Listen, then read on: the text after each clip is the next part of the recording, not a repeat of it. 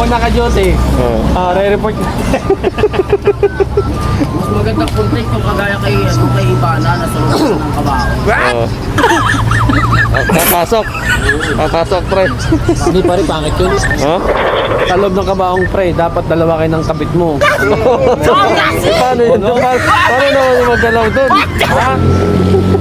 Sabi na pare.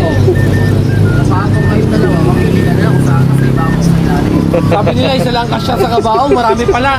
Kasya 69.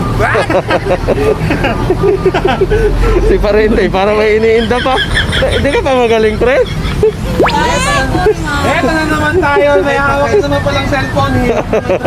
Sa naman pala tayo, pre. Hirap na may tropang vlogger na. Lima po ba? Nakakasakot pag nag-hawak ng cellphone natin. Eh, tinawag mo ako eh. Sabi mo, content tayo. Kapit na naman ito. Dinamay mo pa ako. Ay, ginagala ko yan! Ang bira talaga! Kinokontent tayo nito.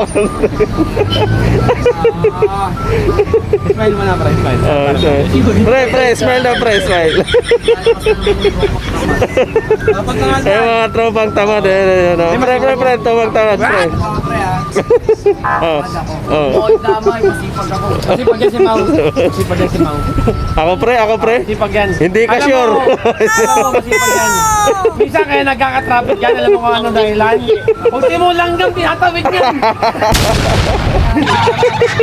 Kaya natawid ko. Kaya langgam, tatawid.